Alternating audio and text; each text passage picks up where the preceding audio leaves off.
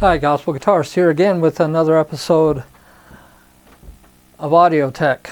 And today I'm going to teach you how to set up a monitor mix. So let's say you're just doing a gig and you have a guitar player on stage and he's mic'd up and he's going to do a couple songs. So all you have is his vocal mic and his guitar might be plugged in through a DI. So you have a monitor positioned near him, just off to left or right of the microphone, facing him so he can hear himself up there. But now how do you get sound into the stage monitor system? Well, this is going to work the same way no matter how many auxiliary sends that your mixer has. This mixer has 2 auxiliary sends, so I can effectively run either 2 monitor mixes, or I can run a monitor mix on one, which is your typical setup, and then run an effects unit on auxiliary 2 if I need to. So let's say you're a guitar player, his vocals on 1 and his guitar's on channel 2, okay? And you've got these set up to where he sounds good in the front of house. There are varying rules on how to approach this. You have people who approach setting up your monitor mix and your front of house mix in 2 different ways. You can set your front of house mix. Some people will swear by doing it that way first and then set up your monitor mix.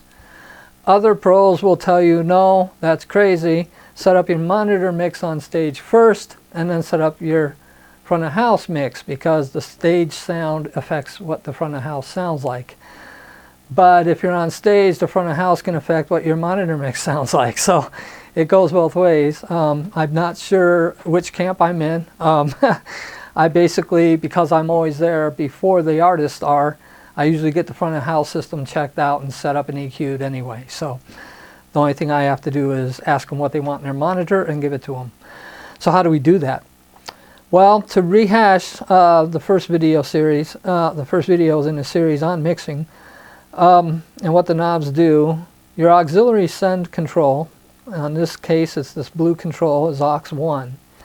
And the whole line of them all the way across, if you look at these as a sub-mixing console, in other words, these do the same thing that your faders are doing. But your faders are controlling front of house. You got your drums and your vocals and whatnot, you know, all set to level in the front of house. In your mix on stage, however, you need another mixer. It's like you need a second mixer.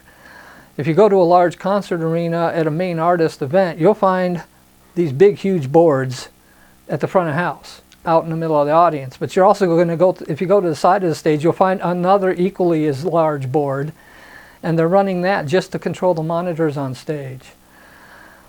In our situations, usually we can't afford to go that route, so and we don't need to, but we can set up a monitor mix with auxiliary 1. Now these are all different volume controls of each instrument that you have assigned to your channels.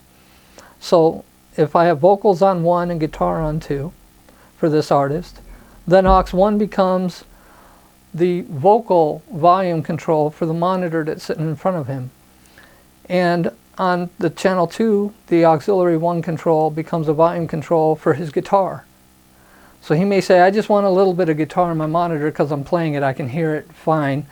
He may just want just a little bit in his monitor for guitar, but he needs a lot of vocal because he needs to hear how he's singing. So you'll have these set, you know, however you need them to set. There's not really a golden rule here. That's just how you would set it. And then over here in the master section, you have your auxiliary 1 send. And so if this is off, he's not going to hear anything on stage because you're not sending it to him yet. So you have to have this on.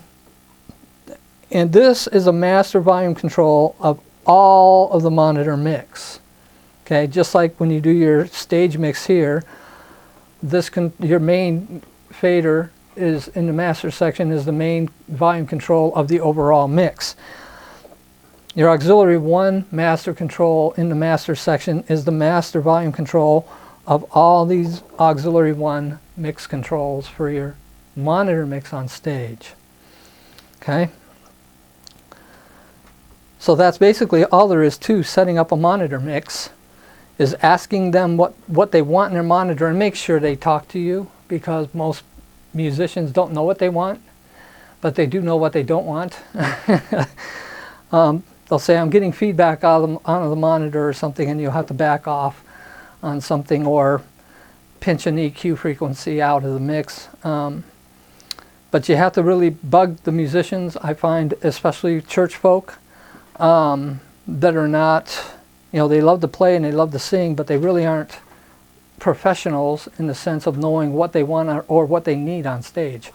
So as a sound engineer, you need to be able to supply that for them and know what they need, whether they know or not. And keep asking them if it sounds okay up there. Okay? Especially if they're do a performance and they keep singing off key. You know they're not getting enough vocal in their monitor because they can't hear themselves. They keep going flatter, they keep going sharp. Give them a little boost on the auxiliary send 1 for their vocal line. Let them hear a little bit more of themselves and see if that doesn't remedy the problem. Now you want to be careful on these levels, because with a microphone right in front of the monitor, if you get the level going out the monitor too hot, you're going to get into a feedback situation.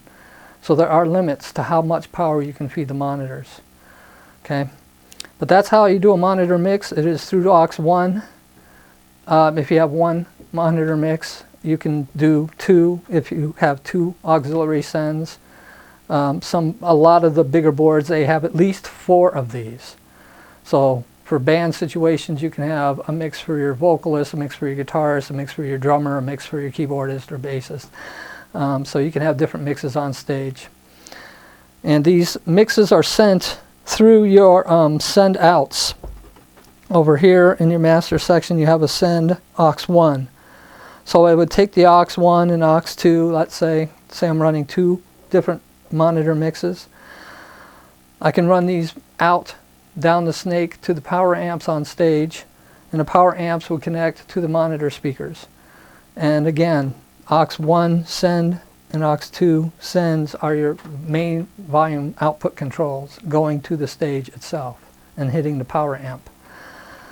So if I have 2 different monitor mixes, let's say there's 2 guitar players doing a duet. Well, one guitar player might want a lot of himself in the vocal, where the other guitar player just wants a little bit of the other guy in his monitor, right? Because he's singing, he wants a lot of him. So you can put just a little bit of the first player's vocal in his monitor, and a whole lot, let's see, he's on channel 3, you can put a whole bunch of him in and just a little bit of the other guy.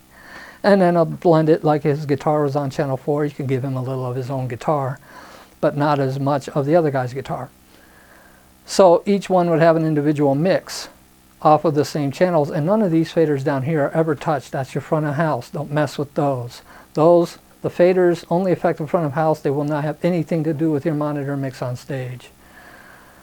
So that's a quick rundown on how monitor mixes are set up on your board. It's done the same way on every single board ever made, and that's all there is to it. Just be careful when you're doing it. Take things slow, and that'll do it for today's lesson on monitor mixing. I hope you found that helpful, and we need to produce better sound for our musicians on stage so they can give a better performance and everybody can have a good night. So thanks for watching, and be sure to subscribe and hit the share button as well. Thank you.